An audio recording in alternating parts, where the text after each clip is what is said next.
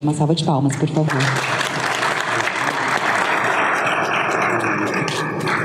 Bom dia a todos. Dois comentários a respeito da apresentação anterior. A primeira é que eu gostaria de ter a serenidade do apresentador. Ele estava bem calmo e bem sereno. E a segunda é que tudo que ele descreveu ali, a gente passou na pele como empresa pequena, empresa média aqui no Brasil, de se preocupar com o core business em vez de se preocupar com a tecnologia, mas por falta de recurso humano, falta de recurso de verba mesmo, a gente não tinha, então tivemos que nos dedicar tanto a fazer o core business quanto tentar evoluir a tecnologia, ou seja, a gente bate o escanteio e corre para cabecear. A nossa aplicação, aliás, antes disso, a gente foi encaixado como uma startup. Só que, no fundo, a gente é meio uma banda de rock antigão, no meio de pessoas novas. Então, a gente já tem um core business, a gente já vive disso e vimos a inteligência artificial associada à GPU como uma oportunidade de otimizar tudo que a gente faz dentro lá da nossa empresa. Então, a DBA, ela trabalha com engenharia de tráfego, basicamente. E o título da apresentação é Inteligência Artificial na identificação de veículo para engenharia de tráfego. Provavelmente todo mundo aqui já deve ter, em alguma viagem, encontrado um pessoal desse tipo aqui, vestido num coletinho reflexivo, pranchetinha na mão, anotando os carros que vêm e que vão. A nossa aplicação consiste em a gente não faz mais dessa forma, tá? Mas antes, vou fazer um pouco da propaganda da empresa. Esse é o corpo da DBA, desde pessoal técnico, administrativo, engenharia, estagiários, enfim. Um pouquinho de história. A DBA, como eu já disse, é uma empresa que já está no mercado há muito tempo e ela já começou desenvolvendo dispositivos de sinalização rodoviária. Depois passou a desenvolver equipamentos de contagem volumétricas nas rodovias. Depois passou a prestar consultoria sobre mobilidade urbana e agora, por último, finalizamos a plataforma de análise de mobilidade. Um dos segmentos que a DBA atua é na fabricação de parquímetro. Então, em um determinado momento, surgiu a necessidade de a gente ter um parquímetro próprio. Hoje deve ter uns 2 ou 3 concorrentes, e então a DBA achou que precisava fazer isso. Fizemos um que tinha de mais moderno, teclado touch, enfim, tudo que de mais moderno em hardware e software a gente acabou fazendo. Outro ramo que a DBA atua é segmento de painéis rodoviários. Então, aqueles de Guarulhos, do aeroporto de Guarulhos, foi a gente que forneceu, e esse aqui na BR-101 em Santa Catarina. Uma outra aplicação, e aqui já entra um pouquinho de inteligência artificial e utilização das placas da NVIDIA, é a identificação dos veículos por OCR. Então, a gente lê a placa e insere isso em banco de dados e depois faz o cruzamento dessas placas para a gente saber onde o cara passou, de onde ele veio, para onde ele foi. Essa imagem aqui foi um serviço que a gente executou para a CCR Nova Dutra, na região do Arujá. Então, o pessoal que vem de São Paulo, vem do Rio, sentido São Paulo, antes do pedágio da CCR, da Nova Dutra ali no Rodoanel, o cara entra para dentro da cidade do Arujá e sai novamente aqui. Então, nós fizemos esse serviço para a CR, mensuramos essa quantidade de perda de receita que a concessionária tem e fornecemos esses dados para eles tomarem as devidas providências. E é sobre isso que eu vim falar, a engenharia de tráfego. Então, aquele pessoal que vocês viram na primeira foto, fazendo a coleta de dados na prancheta e tal, no final das contas vai chegar nisso aqui. O que é isso? É o volume de dados de veículos que trafegam num sentido, o volume de veículos que trafegam no outro, o tipo de veículo e a distribuição dele ao longo do dia. Então, você vê no começo da madrugada não tem nada, aí vai aumentando, tem um pico, depois baixa no almoço, e sobe na hora do rush da volta para casa. E depois cai novamente. Então, esse assunto foi o que nos trouxe até aqui, até essa feira. O que acontece? Antes, as contagens volumétricas e as classificações eram feitas dessa forma aqui. Na verdade, ainda é. Algumas empresas, até o Exército, por exemplo, faz estudos de contagem e classificação de veículos na rodovia dessa forma. Esse aqui foi um caso real que a gente acabou implementando lá em Santa Catarina para fazer um teste de desempenho com o nosso sistema de classificação automática. O pessoal tabulando. Em certo momento, em certa altura do campeonato, algumas empresas chegaram, bom, nós temos uma dificuldade muito grande, que é as pessoas anotam na prancheta e depois eu tenho que tabular isso quando chega em escritório. Então, algumas empresas pegaram e desenvolveram software para tablet. Esse aqui é um caso real, está disponível no site da NTT. O que acontece? O pesquisador está lá na margem da rodovia, passou um ônibus. Aí ele vai lá, clica, ônibus. Quantos eixos? Aí você está vendo lá, 3E. Aí ele vai lá e marca 3 eixos. Logo na sequência, vem um caminhão de 9 eixos. Ele tem que alternar a tela do tablet para aquela lá e depois procurar qual é o tipo de caminhão, o número de eixos, quantos eixos estão suspensos, dependendo do tipo de serviço. Enquanto ele pensou isso daí, já deve ter passado vários caminhões, vários carros. Então, vocês já perceberam que a margem de erro nesse tipo de execução é altíssimo. Bom, os problemas. Os dados não são auditáveis. O que acontece? Quando você vai fazer o estudo de uma rodovia, você faz estudos de 10 pontos simultâneos, 20 pontos simultâneos. E aí, o que acontece? Você não tem pessoas suficientes. Então, você chega no local e vai recrutar pessoas para trabalhar para você. Você treina eles durante uns 2 dias, 2, 3 dias, e acredita que ele vai fazer o serviço bem feito. Só que você tem que acreditar naquilo ali. O dado que vai para o escritório tem que ser confiável, mas ele não é auditável.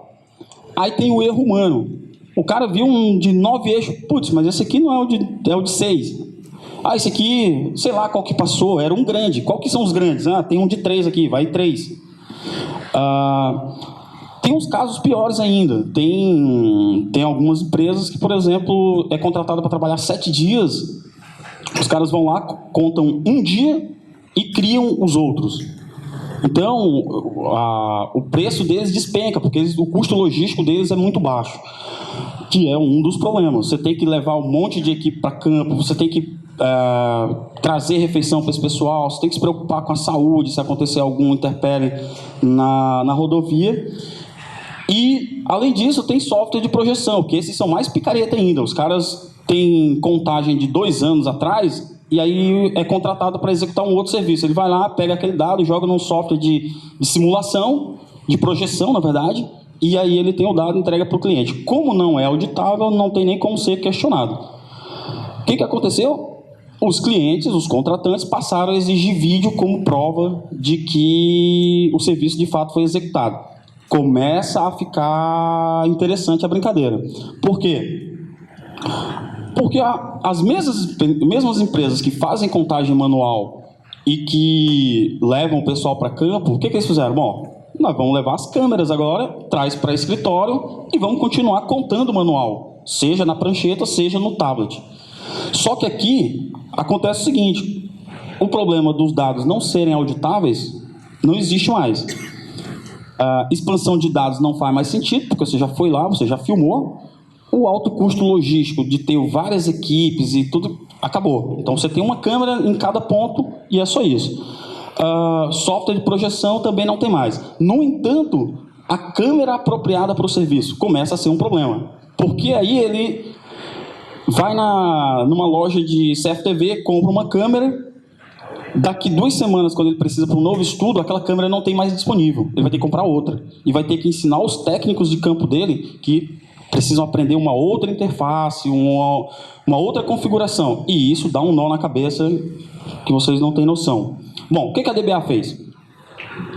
A DBA, sabendo desses problemas, porque a gente já tinha passado pelo problema da câmera não ser específica para isso, a gente desenvolveu a nossa. Ela está exposta ali, que é aquela pequenininha lá. Ela não parece radar, que já é uma grande satisfação. Vocês não têm ideia de como é ruim você estar instalando câmera na rodovia e os caras passam gritando: porra, tá roubando nosso dinheiro de novo, não sei o quê. Então, é um negócio complicado.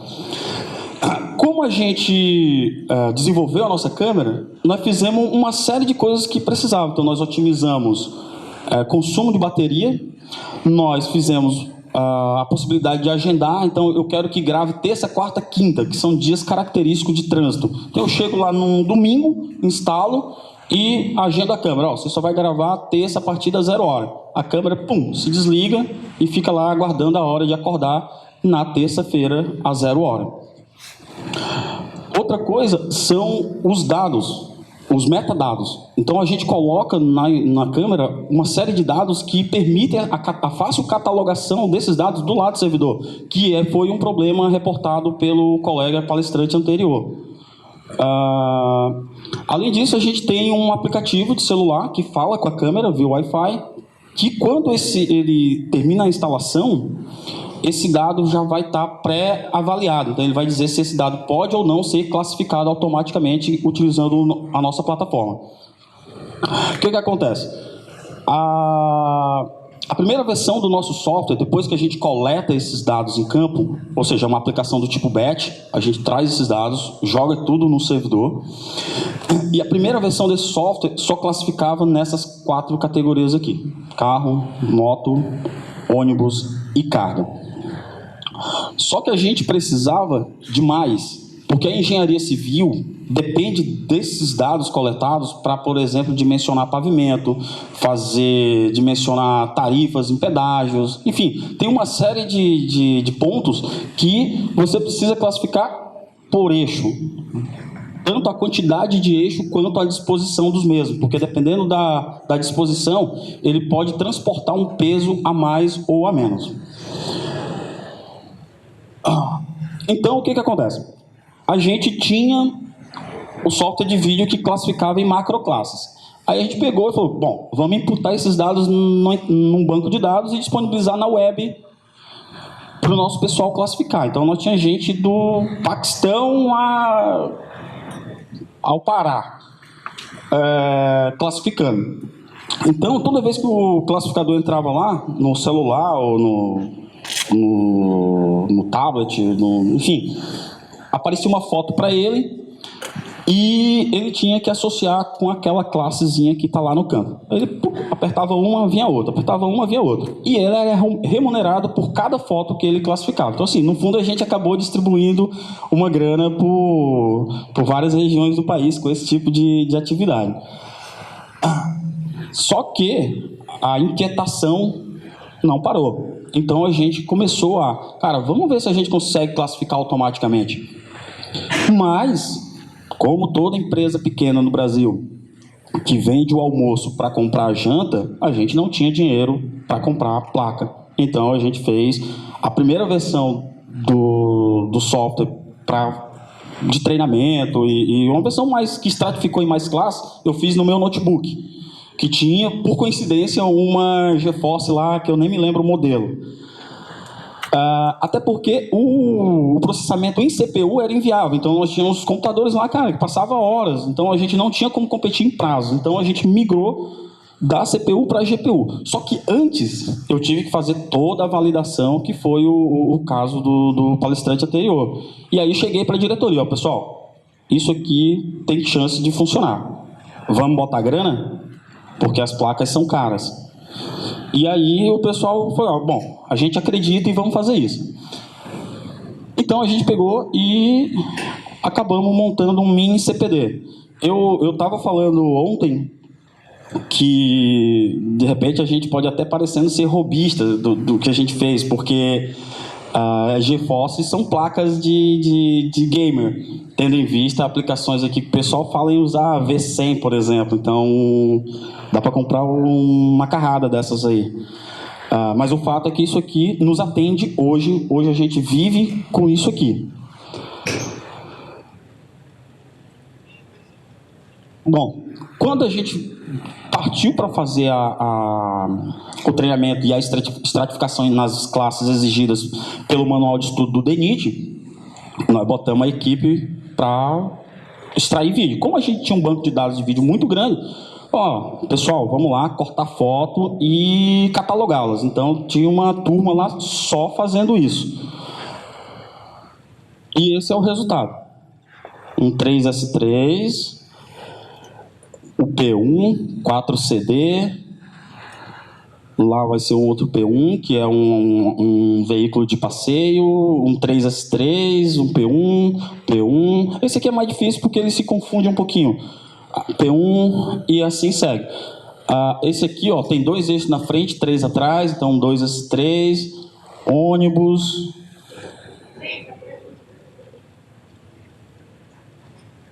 Bom, isso aqui... Imagina que você tem 7 dias, 24 horas para contar na mão. Hoje nós já largamos na frente porque nós processa tudo automático.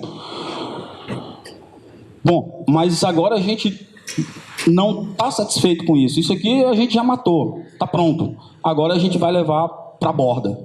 Por quê? Porque como a aplicação é em batch, a gente quer levar o negócio para a ponta, quer fazer a coisa lá onde está acontecendo. E como nós temos limitação de infraestrutura de rede, então a gente vai fazer tudo lá na ponta. O desafio ainda é vencer a parte de consumo de energia.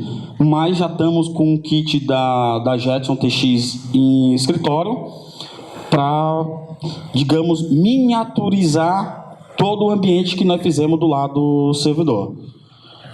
Essa aqui é a praia da Joaquina, em Florianópolis, e o nosso sonho é fazer as máquinas trabalhar para a gente e a gente ir para a praia. Muito obrigado.